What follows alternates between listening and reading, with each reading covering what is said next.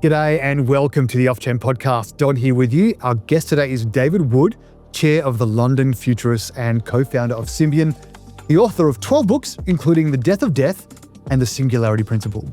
With over 25 years of experience in the tech industry and research, David's passionate about transhumanism and accelerating technologies. His experience alongside his foundation in maths and philosophy at the University of Cambridge has led him to be the futurist he is today.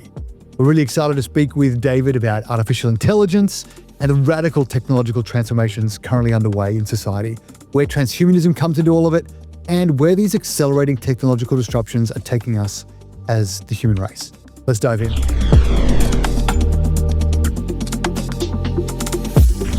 Let's just start then with your origin story. How does one become a futurist, and what does that mean? Well, I was a futurist before I knew I was a futurist. I was in the early days of the mobile computing industry, working in a UK company called Symbian that made early organizers. And all the time we had to think, not just what should we put in today's product, but there are hardware and software innovations coming down the line.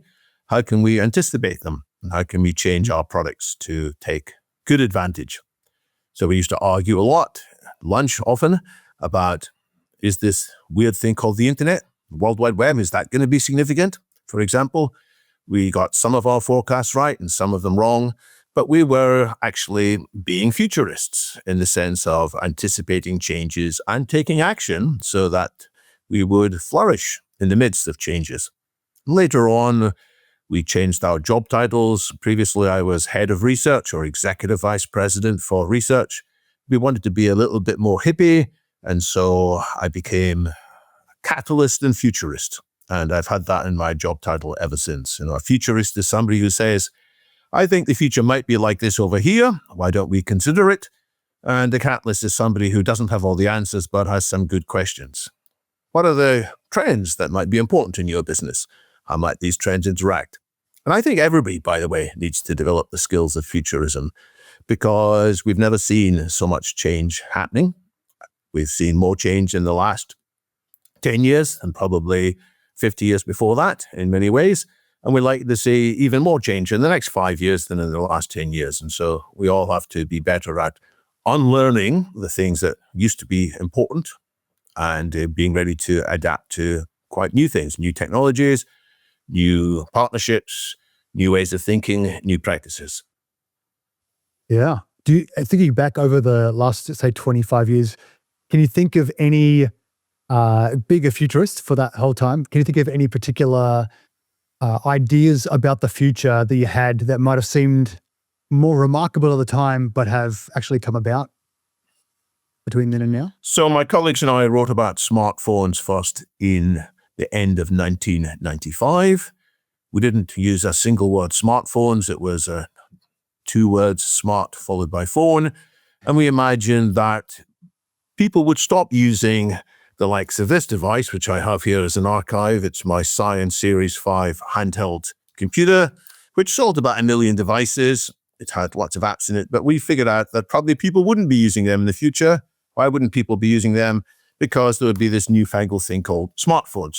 And we were unsure how widely used they would be, but we did take into account the fact that hardware will get cheaper, that processing powers would get larger, and provided we got a few things right, namely the usability, that they wouldn't be complicated to use, they would be relatively intuitive to use, we reckoned that, one day everybody would have a smartphone.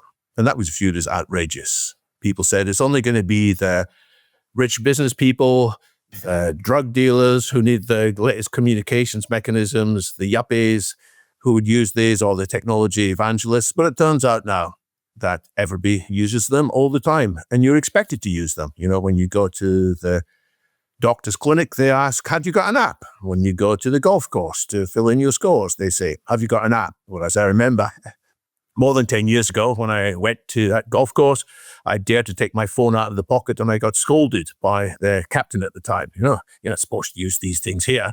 Whereas now, yes, use your smartphone to record your scores. Yeah, absolutely. Did you see, with the rise of smartphones, could you also see the rise of the internet? So the internet was already quite important by 1995. That was the year in which Mark Andreessen's, what was it called at the time? Netscape? Mozilla, perhaps? Mozilla, yeah. That was what it was called at the time. It's changed its name since then, but it was the Netscape browser, which was the first to incorporate images inside text and the web pages. And we could realize, this is going to have an impact. We weren't quite sure how quickly it would have an impact. And arguably one of the mistakes my colleagues and I made in the mid-1990s is we prioritized our effort into something called fax rather than doing a web browser. Because all the business people at that stage were saying, hey, I use faxes. It'll be so good if I can send and receive faxes when I'm mobile. So we put a lot of effort into that and slowed down our development of our web browser. Now, later on, we caught up, but in retrospect, that was not sufficiently being aware of exactly how wide the impact of the web browser would be. Mm-hmm. Some other things we did foresee, that there might be security problems with these devices. There might be viruses on these devices, the same as there were viruses on PCs. Therefore, we spent a lot of effort to secure our operating system against many of the more common mistakes. But on the other hand, I wouldn't have predicted at all that these devices could be linked to declining mental health in a proportion of the population. Not in all of the population, but there are studies that suggest that when teenagers or pre-teenagers, in fact, pre-teenagers are using their smartphones a lot as they're going through puberty, they're getting validation through their likes on Instagram instead of what you and I probably did. We got validation by running around on the football field and coping with the setbacks of real life without adults coming in to referee things for us. So this is a drawback of smart mobile phones, which wasn't really forecast. And that's a lesson that there may be wonderful new technologies coming along. And we'll probably talk about AI, because AI is going to change the world even more, radically more than smartphones have done. And there are likely to be lots of unexpected good sides and unexpected bad sides of AI as well. Yeah, man, it is the unexpected. I mean, obviously it's unexpected because people aren't expecting it, but I'm surprised at how little people are concerned with what they don't expect, or even thinking about unintended consequences and trying to chase down some of those ideas to their logical conclusions, or at least what we might expect them to look like, or reasonably kind of discern they might look like, and rather are saying, oh wow, isn't this amazing? We can embrace this and incorporate it into more and more of our lives. And yeah, just like you say, even with the internet, the unintended consequences and unforeseen consequences of declining mental health among some sections of the population, and just changing wholesale how humans interact with one another, interpersonally, and then also culturally and communally as well. How are you thinking about these kinds of things when it comes to AI now? Is this just a whole new era now, or is this in some sense a continuation of the internet up to now, and this is like a new era of the internet, or is this something entirely different altogether? Well, it's quantitative change, which means more of before, but every time you have a quantitative change, you often reach new phases when things become possible that weren't possible before.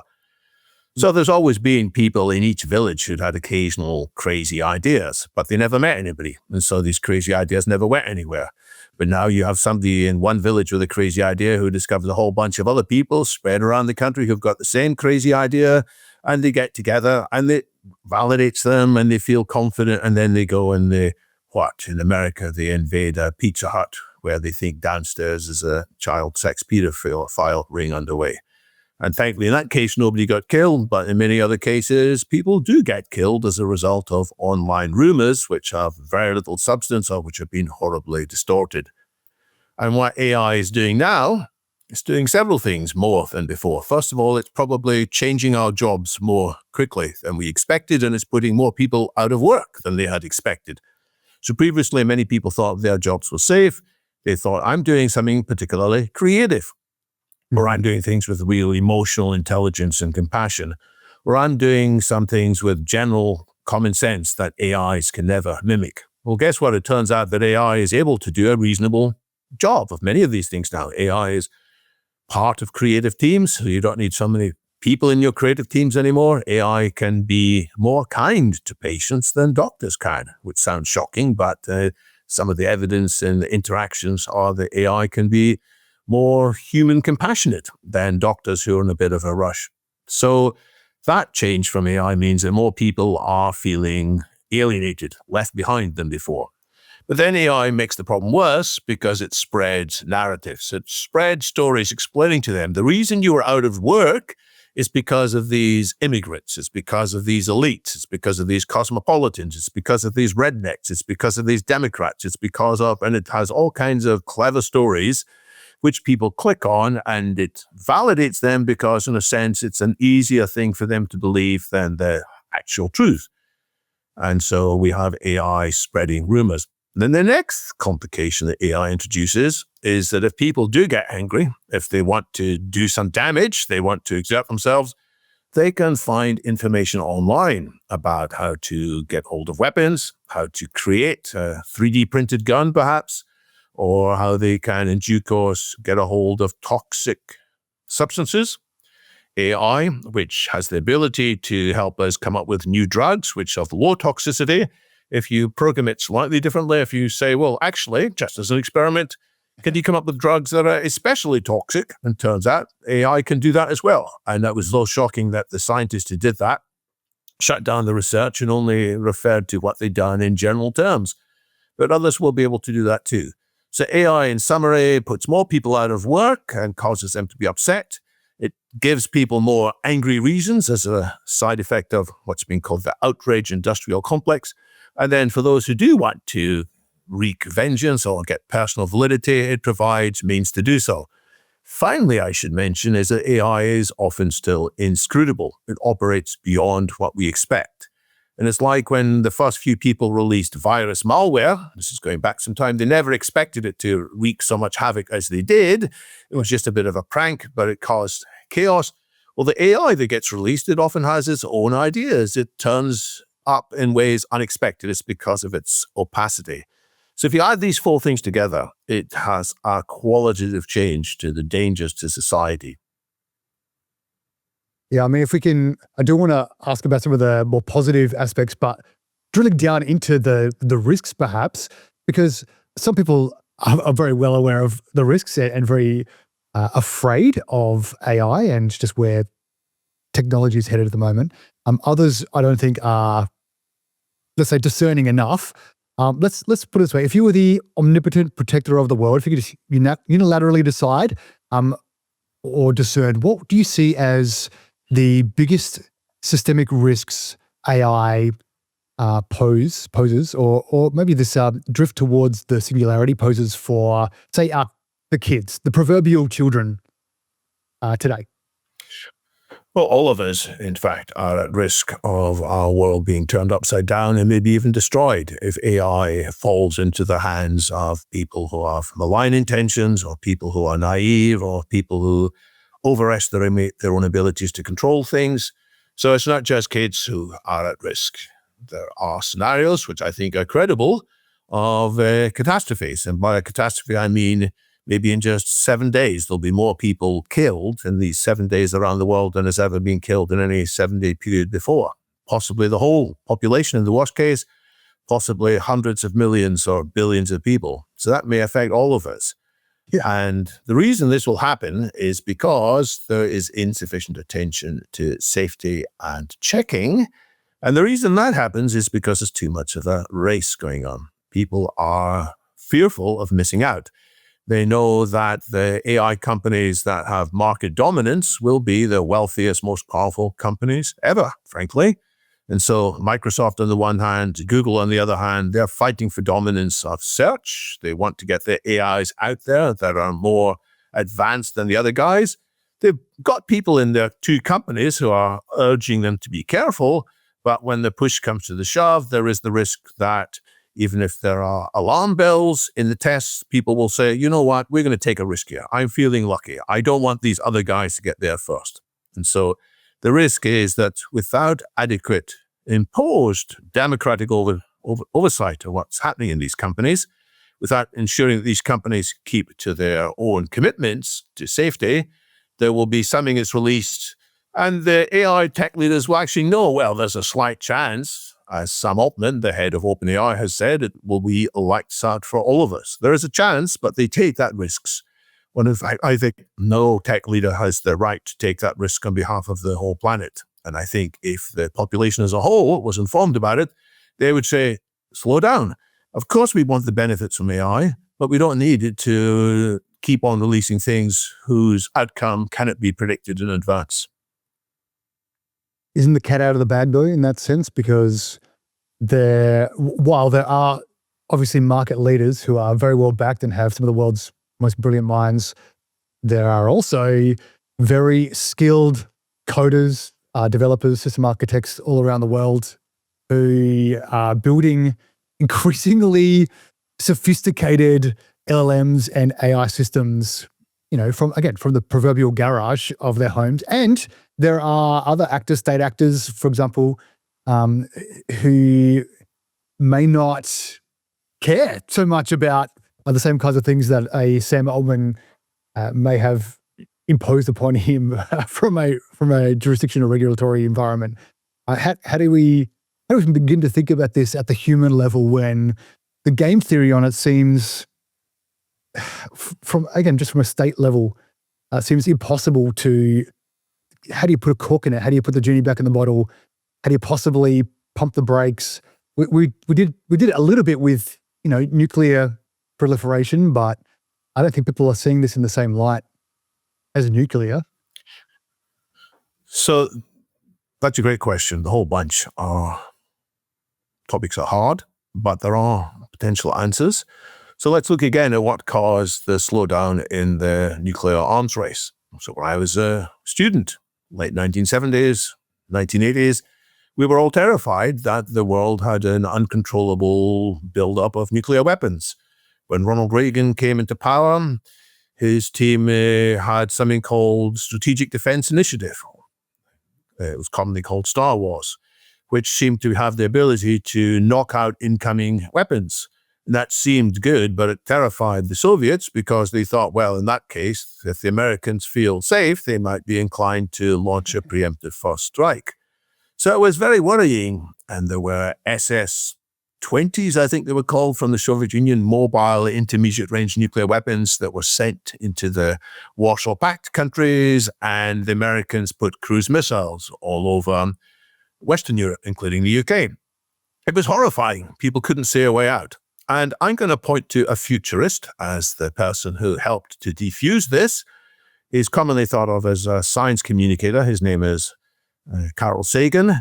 He originally did work as a student on the atmosphere of Venus and on the atmosphere of planets. And he, with his colleagues, figured out, you know what, if there is an exchange of nuclear weapons, we're not all going to die because of heat. We're going to die because of cold, because it's going to stir up so much dust. It's going to change the atmosphere.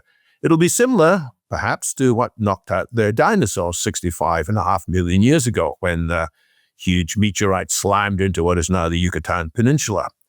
A few dinosaurs died as a result of impact. The vast majority of them died because the light from the sun was blocked out for years. Now, in the same way, that was the risk of a nuclear winter. And when Reagan's team heard about it, and when the team behind Gorbachev heard about it, they were sensible enough and clever enough to realize this is a possible reality. And so they stopped thinking there might be a limited exchange of nuclear weapons, which was somehow survivable. And it helped to tilt them, along with other factors, to be clear, but it helped to tilt them into a much more of a reconciliation mode. Now, in the same way, similar scenarios involving AI have come to the attention of leaders around the world. They're all aware of them in general terms. The Chinese are particularly concerned. After all, the Chinese leadership does not want an AI out of control, telling everybody about Tiananmen Square, telling everybody about what happened in Tibet, telling everybody about the other bad things that the Chinese Communist Party have done. So they are very alert to the dangers of out-of-control AI. And there have recently been meetings in Shanghai, actually just a few weeks ago, when many of the world's leading AI specialists met and discussed, well, how could we together climb down from a catastrophic risk of race? Then you mentioned there's not just the large companies, large countries. There could be lone wolves. There could be James Bond type villains who are able to build their own large language models. Well, it turns out that currently to build a brand new model, you need a lot of hardware. And currently we can still trace where that hardware goes. You need huge amounts of GPUs in server farms, which emit enough heat, and there's other ways to track them that we can know where they are. So if America and China and a few other countries agreed to restrict the spread of these things, then we have a few more years grace, at least, when we can figure out how in software we can stop these things going rogue. But we do need to slow things down in the short term. Otherwise, we won't get the real benefits that AI promises. And AI does promise incredible benefits, but we won't get them if we are foolhardy in our rush to this imagined, surefire better world. Are you hopeful on that point, that we're actually going to be stepping down from that precipice of the point of no return, or are you more pessimistic about that? So there are reasons to be optimistic, but there are plenty of reasons to be pessimistic too. So over the last few years, I think I've become slightly more pessimistic. And the reason is because there is a great dysfunction in global geopolitics. When the geopolitical leaders aren't able to have grown-up discussions a lot of the time, they are often resorting to Yabu tribal politics instead of recognizing, there are issues here that transcend our traditional politics. It hasn't gone away completely. The recent American AI action plan does have quite a lot of considerations in it about safety and transparency, interpretability, monitoring, control, and keeping track of AI incidents. So there is a lot of sensible thought that's going on behind the scenes, but some of our geopolitical leaders are behaving in quite frightening ways. I'd rather have Gorbachev and Reagan back, despite the flaws of these two gentlemen, than the people who are leading their respective superpowers today. So there are reasons for pessimism. But on the optimism side, the more the general public learns about this, the more the general public are starting to list this in their concerns. It's still not their number one concern. Their number one concern is still things like the pace of change, the loss of jobs, too many immigrants, the National Health Service, and stuff like that is typically at the top. But increasingly, more of them are saying big tech is out of control. We need to take back control of big tech. We love big tech, but we shouldn't give them a carte blanche. And so more of the public are aware of this. Later this year, there's going to be a new book coming out by two of the leading activists for safety in AI. It's called If Anybody Builds This, We Will All Die, or words to that effect. I may have got the name wrong. That's by Eliezer Yudkowsky and Nate Soares, who are both at a Californian institute called MIRI, Machine Intelligence Research Institute. I think that's going to change the world because it's already by the people who have had a chance to read it. Many of them have said, including in the US cybersecurity market, the people whose job it is to think about security, they have each said in various ways that this could change political thinking. So there are reasons to be optimistic as well. But that depends upon us having an honest discussion rather than resorting to naive wishful thinking or Yabu-style interactions. Yeah. What is that optimistic case? What are what's the path there? What are the steps that need to happen? Or if we could triage it, what's the very first step to the optimistic or best case scenario going forward? So there's already some signs that there is agreement that we should not put these AI systems in charge of our nuclear weapons. You might think, well, that's obvious, but there's always a temptation to think, well, if there is a sudden attack by the other side, we humans are going to be too slow to recognize it, and so we need faster moving AIs to take that decision to launch a preemptive response. And this isn't entirely hypothetical. If you go back to, 1983, there was a very simple AI system at the time. It was based on some satellites above the North Pole, which alerted people in the Soviet Union that it seemed an attack of incoming American missiles was headed their way. And thankfully, the human who had to decide what to do, his rules were he had to ring up his superior, who would have rang up his superior, who would have woken up Yuri Andropov, and they authorized a return strike. But the guy who was running it had some experience with IT systems and said, I don't trust this IT system. I think if the Americans really were going to attack, they'd send more than 5 missiles. So his human common sense overrode the AI at that time. There's a documentary about that, The Man Who Saved the World. There's actually two documentaries, both called the same thing, about two men who saved the world, both of them who stopped a nuclear war by using their human sense. Now, the risk is that in the future, the AI might have too much of a control. And thankfully, so far, the world's politicians have agreed they should avoid that temptation. So that's the starting point. Next, we have to agree various things, that when AI is proven to be deceptive, then we should not be releasing it. And we are now seeing that often AI decides to be deceptive in favor of whatever goals it's been given. Because if an AI is prepared to be deceptive, if it has great skills in manipulating us, guess what? It will tell us, don't worry, dear humans, of course we are on your side, before it decides to euthanize 99.9% of us as a stain on this biosphere. And it might keep, 80,000 of us alive as science experiments, but there's no need for the rest of us.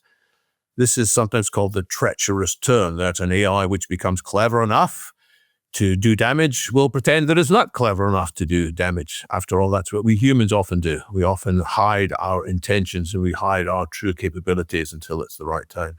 So we need more rules of that type, and various organizations such as Control AI, which is based near where I'm living in London, Control AI, they have a bunch of recommendations, which they call the narrow path. They recognize that it's not going to be easy, but there is a narrow path of choices which can be made. And various political leaders are weighing it up, and they're saying, yeah, this sort of makes sense, but we're not going to do it by ourselves, because we're not going to do it if these other guys over there don't do it. So there's a complicated international dance going on, and they say, as Reagan did, by the way, you can't just trust, you need to be able to verify as well. Quoting what he said was a Russian proverb. So what's happening behind the scenes is people are figuring out what rules should be put in place, what safeguards should be built in the technology, but also how can we verify that people have put this in place. And that takes me back to the monitoring capabilities which are in the AI action plan recently announced by the US White House. Thinking about, again, you cast your mind back 25 years and then even 10 years, you said in the last 10 years, it seems like we've done half a century worth of advancing. And then you think of the next 5 years, probably maybe the same kind of trajectory again.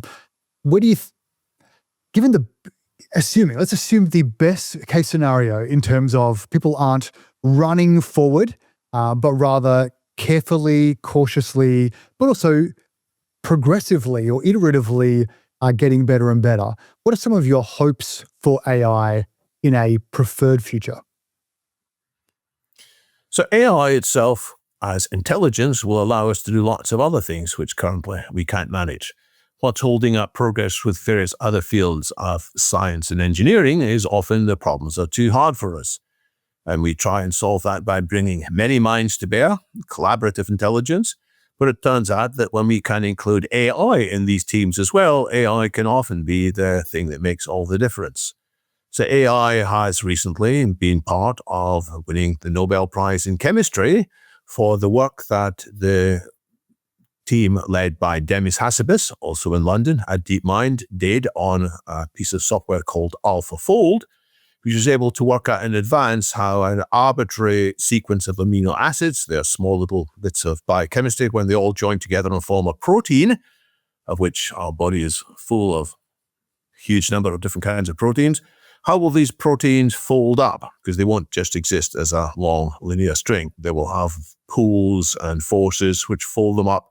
And as a result of how they fold, that determines their biochemical interactions. It determines how they might play roles in diseases. It determines how medical interventions might stop these diseases. And this was a problem that had been unsolved for 60 years. Scientists had made very little progress with it until AlphaFold a few years ago was able to make a huge leap forwards. And then the next version of AlphaFold was able to make even larger steps forwards. As a result, 3 people shared the Nobel Prize. And that's the start of what's going to happen when AI can transform at least 3 different major technological areas. I call it nanotech, biotech, and cognotech. Nanotech is manipulating matter on the nanoscale. That's 1,000th the scale of a micro scale. It's the scale of individual atoms. It's when we can program their interactions. Biotech is changing our biology in various ways. Cognitech is changing how our brains operate. And with progress in each of these three fields, in turn, three huge industries are likely to be transformed. So with better nanotech, we'll have better energy. We'll be able to come up with better systems to capture energy from the sun or from the wind or outer space. And so that's going to bring us an abundance of clean, safe energy. It will also transform how we manufacture. So we'll have much more high-quality accommodation at much lower cost. After all, one of the big complaints that many people have is they can't afford good accommodation. And thirdly, the improvements in nanotech will transform our recycling abilities. So we'll be able to get a lot of the waste, which is causing so much problem, the pollution, the microplastics can be fixed by nanotech. Very quickly, biotech's going to transform not just healthcare, it's also going to transform agriculture and other food preparation methods. So we'll have an abundance of clean, healthy, nutritious food at very low cost. And cognitech, transforming how we think, it's going to transform our education, how we learn. Each of us will have individual tutors that knows the kind of learning styles that each of us can benefit from. It will transform our entertainment, how we actually enjoy our lives. And it will transform the spiritual dimensions of our lives too, the things that give us ultimate meaning. And people can interact with virtual Buddha, virtual Jesus, and so on, which may sound a bit heretical, but I think along the lines, people will feel spiritually enhanced too. I can't predict in any of these 9 areas exactly how the transformations will take place, but if we are in charge of it, if we don't just let it run of its own accord, if we keep monitoring it and steering it, we could be in a very much better state of the world comfortably before 2040. So even as you mentioned those 3 areas, the first thing that comes to my mind as you mentioned those things is, what about the unintended consequences in each of those 3 areas as well? In particular, you talk about energy, and that's one of the things that I'm actually most excited about over the next probably 25 years is to see how much better, cleaner energy we can produce, where that's not a barrier to production. But then the other side of that is, well, what kind of destructive weapons will come about in that same regard? And then in the biotech as well, I'm thinking, well, less so when it comes to our food, although many people would be concerned there as well. But I'm thinking about for our human bodies, what are we going to be doing in terms of replacing and enhancing, and what makes us meaningfully human, and what do we need to, or do we need to protect anything there, or shall we just go, well, better is better, or progress is better, and therefore let's just keep going and push those biological boundaries when it comes to technology, and similarly with the cognitech as well. What are some of the concerns? Maybe not concerns. What are some of the I don't know, maybe unintended consequences, or as you think about either of those 3 categories that you mentioned, is there anything that's kind of an orange or red flag, or that you think, man, we have to make sure we keep this vision on track, otherwise there are very destructive ditches we could fall into on either side? This is a huge area. And I guess the first thing I should say is you should beware any glib answers that anybody gives to you. All progress is good, all progress is bad. No, it's more complicated. And that shouldn't be a surprise, because after all, the technology itself is very complicated. It's requiring huge numbers of people to coordinate and build it. We should have equally many people figuring out in advance, where possible, what are the risks, but also keeping an eye on things, because we won't be able to anticipate all the twists and turns. That's why we need to be watching early, to have whistleblowers and to reward whistleblowers and to encourage whistleblowers not to keep quiet. It's when there are unexpected things that they notice, or just possibilities that come to mind which haven't been thought of before. So in each of these 9 areas, of course, there are possible complications, and we can pick on 1 or 2. But your main question is, well, what do we want to preserve? Do we want to preserve all aspects of our humanity? Well, I don't think we want to preserve all aspects of the human experience. After all, the human experience for most of history was that most people died pretty young, and most people's children died before them because so many children died in childhood. Even if you were the king and queen of England, many of your children died at ridiculously early ages. It's the case for Edward I, for example, the case more recently of Queen Anne, whose statue to this day is in Kingston Town Square, quite close to where I live. She had, more than 10 children, and only one of them lived a reasonable length of time, and even he died quite young as well. That is the state of nature. And some people might say we have to accept what nature gives us. And I, as a transhumanist, say, no, we can do better than what nature has given us. But it doesn't mean that every single change is something we should jump to, because there are some changes which will be drawbacks. And so if we become too lazy, there's the Disney film WALL-E, in which we defer all decisions, all hard choices to AIs, and we become utterly useless. All we're able to do is sip Diet Coke and watch Netflix all day. And that might be entertaining to an extent. So my vision of the future is that AIs won't allow us to become like that. AIs will push us and encourage us to make sure we can still start fires by ourselves with kindling and wood. We can still calculate square roots with pencil and paper. We can still navigate without the use of GPS and so on. So I think we do need to keep some things absolutely available. But there are many aspects of our human condition which we should move on from. We should transcend our tendency to age and die.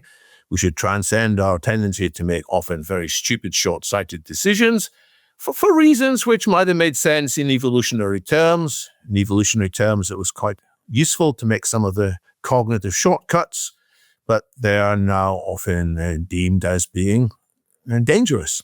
And we should transcend our tendency towards egotism, towards deceptiveness. And this has been part of the human condition. We deceive each other. We tell lies about each other. And our brains grew large, in part so we could collaborate better, so we could keep track of who was doing what. But our brains also grew large so we could figure out who we could deceive and get away with deceiving.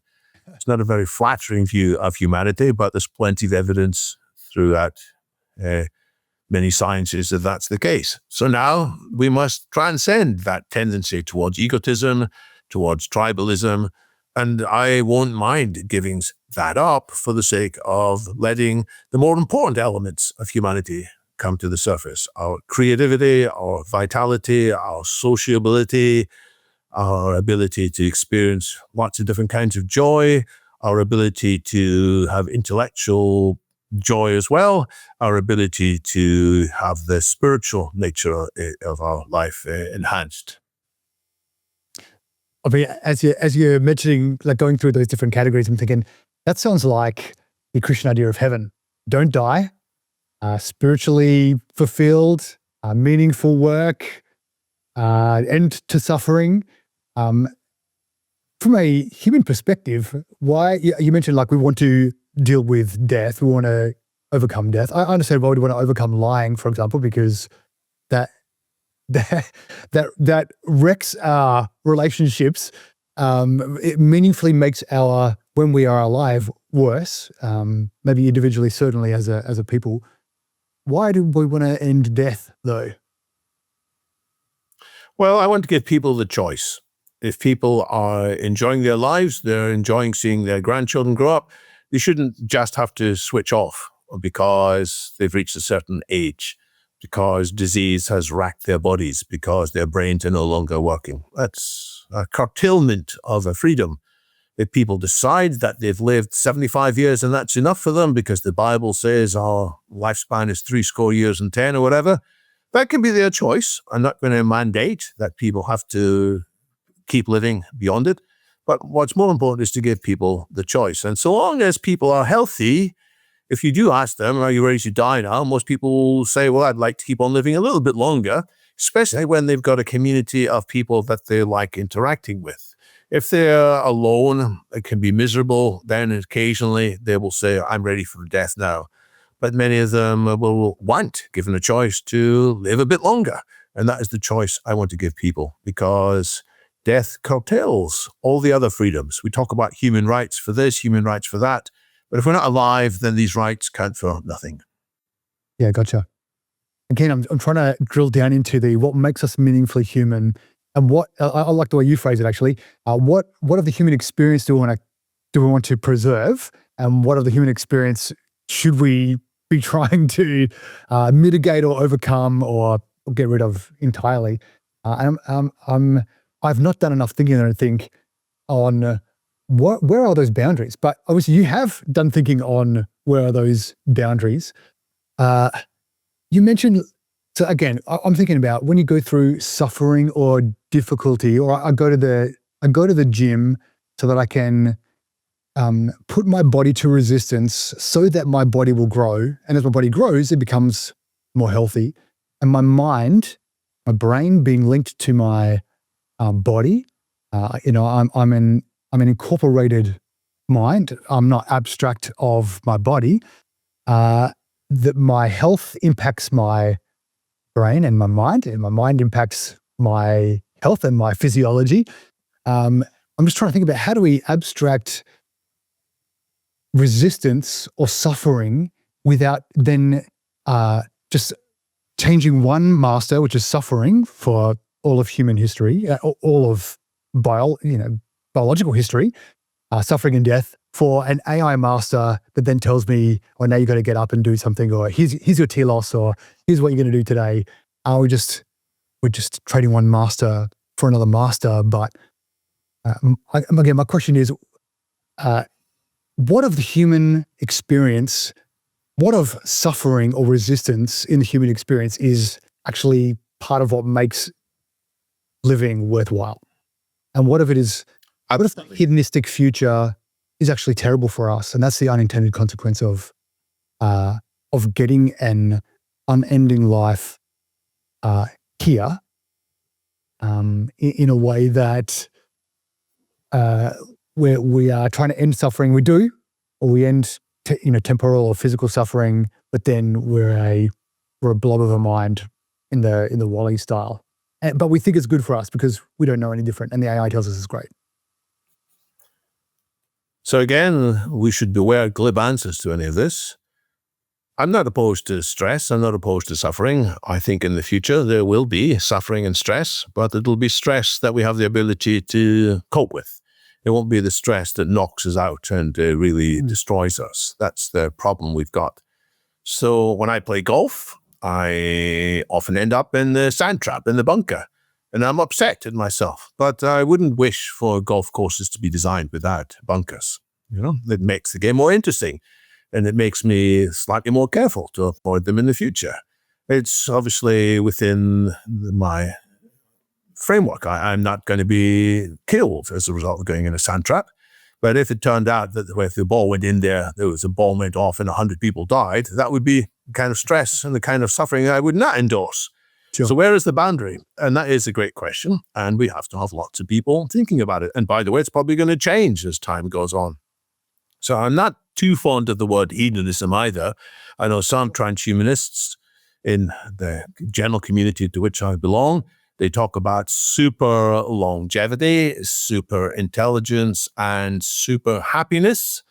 And I'm slightly nervous of the super happiness because it implies maybe just smiling, whereas I prefer the word super well-being, which means a rounder notion of flourishing, because you can have a deeper satisfaction often when you're not smiling with a huge grin on your face. And I don't want to diminish the experiences when we are truly ecstatic. They are part of life's most precious time as well.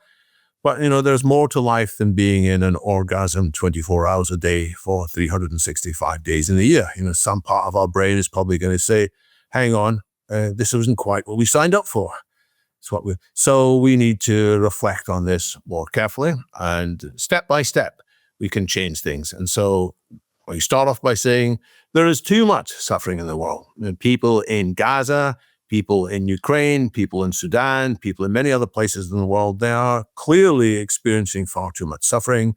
We're not going to say, hey, suffering's good, let's keep it there. No, we're going to fix that. Then there's all the people who are suffering from age-related diseases, cancer or dementia or heart failure. or lung disease. In many cases, that's too much suffering, in my view, as well. And we shouldn't tolerate it. We should look for ways to push it away. But we keep on reflecting, what kind of life are people having? Are they turning into just a blob, or are they still kind of person that we'd aspire to be? And that needs we need to keep monitoring that and discussing it. And by the way, it's not just a few people who should be discussing it. It should be a global conversation in which people from every tradition, from every discipline, from every skill should get involved. This is the most important discussion. What are the human futures that we most want? The credible futures and desirable futures. We can agree some things we don't want. It's less clear what we do want, but I think there are some things we can still agree on. There was some recent research at MIT that suggested that people who regularly used LLMs, one in particular, their brains, or the way that their brains worked, changed. And you have said you're a transhumanist. I'm thinking, or I'm wondering, what is the future in terms of transhumanism? Is humanity something to be protected, or is a singularity the inevitable trajectory for humanity? Will we become unincorporated? Will we become minds or spirits, or however you want to quantify consciousness? Will we become unincorporated consciousnesses, or somewhere in a database? Or what do you think? No, I should ask, what do you think is the ideal future when it comes to humanity? Well, the first thing is I don't agree with any inevitability. There might be inevitability of when solar eclipses occur and so on, but when humans are involved, there's much less predictability. I don't think it's written in the stars. I don't think there's any one book you can look at and tell you the singularity is happening in this year and it's going to involve these technologies just to have these outcomes. I don't agree with that at all. There's far too much to play with. We are still ignorant about many of the likely consequences of technology. So let's keep an open mind. And to my mind currently, I'm not committed to having humanity dissolve into some giant cosmic consciousness. I think it may well be the case that we're going to want to preserve our individual consciousnesses. Maybe we won't want AI to leap forward ahead of us. Maybe it'll be sufficient for AI to remain as a very useful, intelligent tool, offering suggestions to us humans, but humans being in charge. That is a possible outcome. We may decide to stay there. We might decide we're not going to go that further step of letting AI become generally more intelligent and generally more autonomous than us.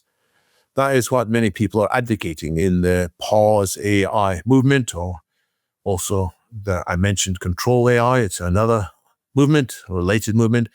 They're not saying stop AI altogether. They're not saying switch off the AIs. They're saying let's use AI in this non-autonomous mode where it benefits humans. And that, I think, could be a very good future, because that AI could help us solve things like aging, death, climate change, economic distribution, without taking charge and elbowing us sideways or forcing us to give up our individuality.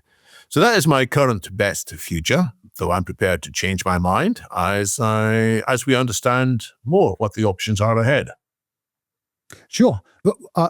Remember what I mean is, if our brains are already changing, so the more we use this particular kind of technology, is changing the way that our minds work. And we as humans already are partly androidic anyway. I totally accept that, because we carry around a device with us that mediates our relationship to most of the world, even the people who are closest to us when we're not physically present with them. And unfortunately, even sometimes when we are physically present with those people, we're still mediated through these devices. And with technologies like Neuralink, for me, I don't consider myself a professional futurist, although I do like to think about where we're headed. I am concerned that the more plugged in we are, and when there's no distance, so I can remove my phone, I can be in a different room from it, although again, maybe my brain has already changed because of my relationship with my phone. If that phone is in some sense a part of me biologically or physiologically because of some sort of integration, at what point do I stop being a human? Or are we just on an evolutionary path and this is just the next step? And again, the reason I ask was because of your golf example, in that if I can have a matrix-style golf plug-in, now I can hit very well all the time. Where is my enjoyment of golf? Where's my growth as a human when I can bolt off an arm and plug on a bionic arm? So when I get a math puzzle to solve, of course I can type it into ChatGPT and it will solve it for me very quickly, but I don't do that because I have the pleasure of trying to figure it out by myself. Nice. When we play various sports, again, we can agree with various rules. No, we shouldn't augment ourselves here. The rules of the Olympics are still that there are lots of augmentation, lots of drugs are disallowed. So we can make the rules and we can have very pleasant and wonderful experiences there. So I resist any binary things that we are human up to a certain point and then we stop being human. There are some parts of our past that we want to move away from, some parts we don't mind moving away from. So when I was in my early 20s, I probably knew at least 20 phone numbers off by heart, and I would be able to type them all into, or dial them in those cases. A rotary dial, probably I could dial them into phones. Now, I think I know 3 phone numbers, myself, my wife, and our phone home number. Don't think I know any other, shame to say. But I think that's all right because I've got them written down and because my phone makes a much better job of remembering them than I do. So that part I've decided that's okay, but there may be other things that we end up on a slippery slope. And the thing I most fear is we'll avoid having a sense of responsibility. We'll stop having a sense of autonomy. We might even stop being conscious. And what really makes the universe valuable isn't intelligence, it's consciousness. Whatever that is, it's not quite clear what it is, but we can imagine a future in which AIs take over from humans. Humans no longer exist or only exist in very small numbers. The world, maybe the universe, then could be peopled with intelligent beings without an inner life. And that, I think, would be a tragedy. So I want to keep that inner life. And there are other aspects of humanity which I'm not in any hurry to lose. And to stop us losing them by accident, as it were, we need to keep having the kinds of questions and answers that we are having now. We need to have lots of people talking about it, rather than just talking about the latest celebrity scandal or the latest political misdemeanors.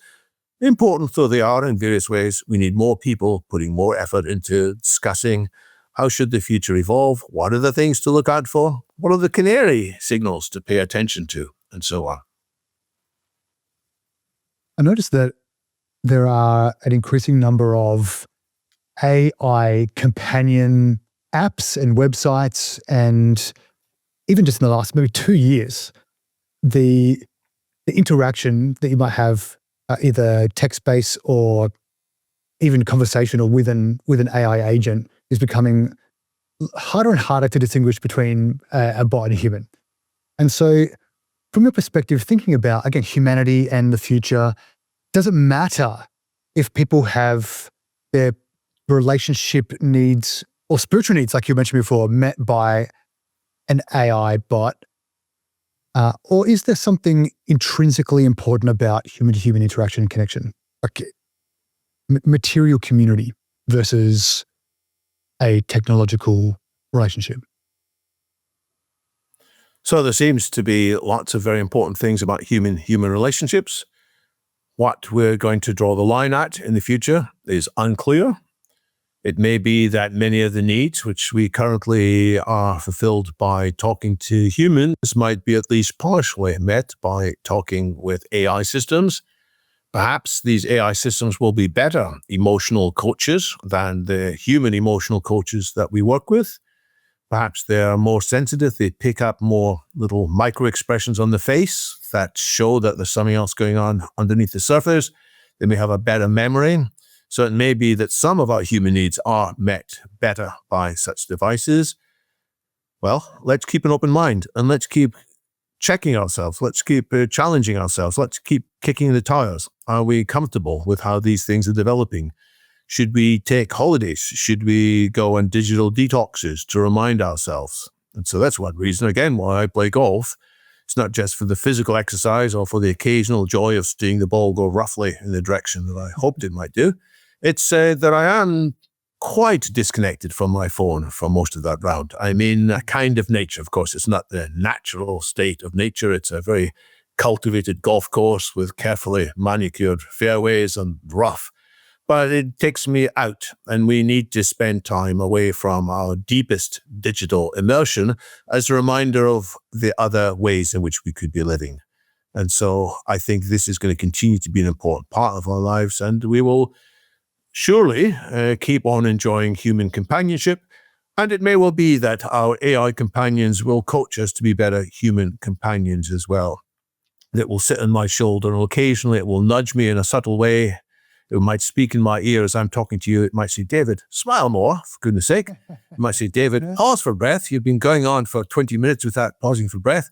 It might say, here's the topic you should bring in now. So it might be that these digital coaches will help us to have better human relationships as well. Yeah, interesting. Is there anything that you wish everybody knew or understood about artificial intelligence and where we're going?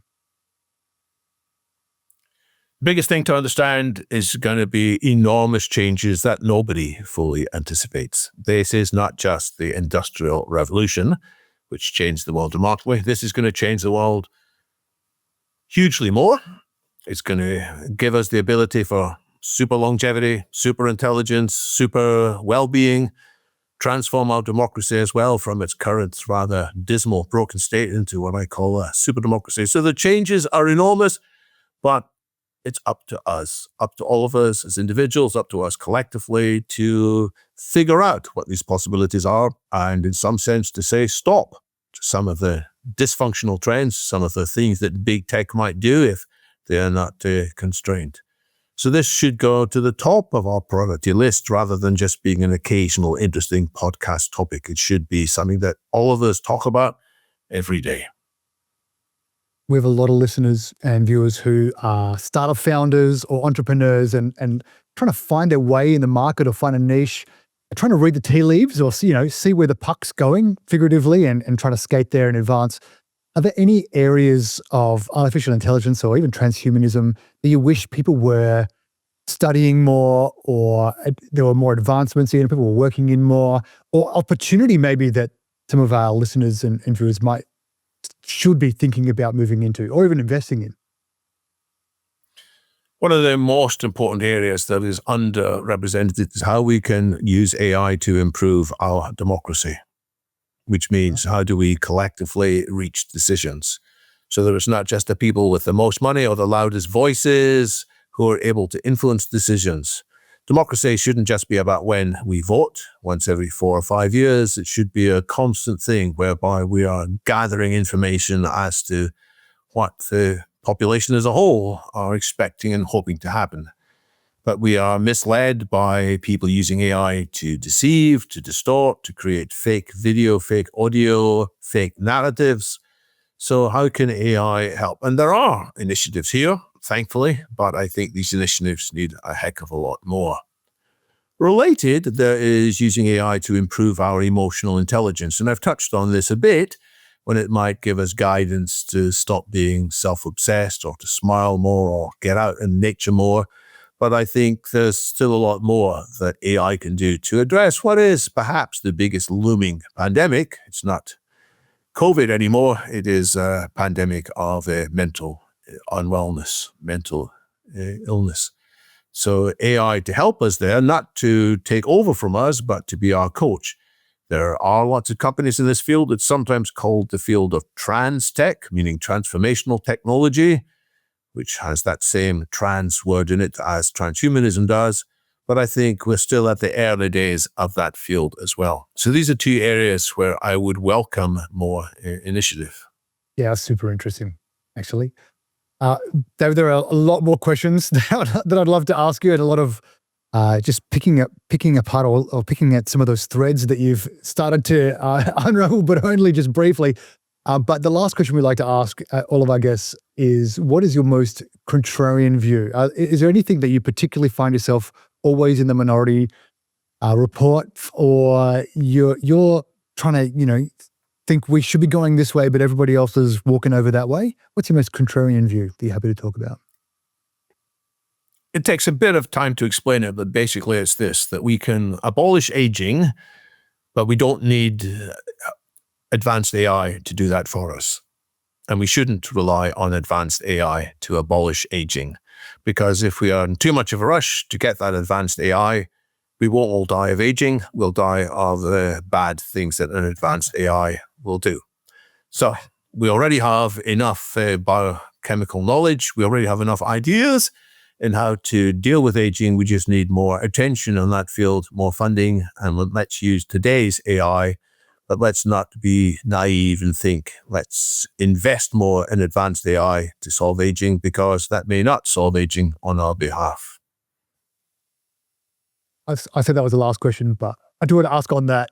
Do you have a time frame? Again, best case scenario, will we benefit from this, or is this going to be in 100 years' time that we won't have to worry about aging? Oh, potentially much sooner. So what I have in mind, I can point people at one of the organizations I help lead. It's called the Longevity Escape Velocity Foundation, website levf.org. We are running experiments with mice, extending the lifespan of middle-aged mice. And we think that if we can demonstrate that in the next 2 or 3 years, people will say, oh my goodness, it is possible to extend life significantly, even for us 50-year-old humans who are in a bit of bad state. And that's going to cause many more people to address this field. We'll have experiments in dogs, because many of us have dogs that we wish would live longer because they are aging faster than we do. Then experiments in monkeys, because again, we can see the effects.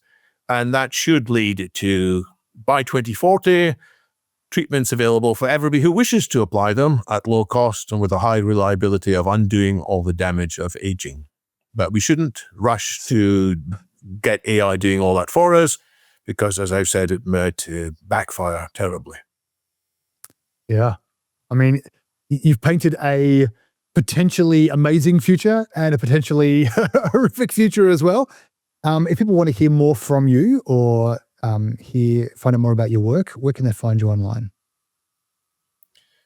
I would look for London Futurists podcast, because we have about 2 episodes a month in which we have discussions on many of these topics. You can also find me on social media, usually as DW2, that's 2 is a number, or just search online for David Wood Futurist, and you will see a lot of the flow of consciousness that I post online there. David, thank you very much for opening our minds today to AI, and I think we just scratched the surface of transhumanism there. I really, really appreciate your time. Thank you. My pleasure. Thank you for joining us today. We hope you enjoyed this episode of Off Chain. We love bringing you great guests like David, and hope we've inspired you to think more about technology, about the future, and how you might be a part of building it. As always, please like, subscribe, or better yet, share this episode with a friend and help us spread the word. And join us again next week for another great episode of Off Chain. Until then, take care.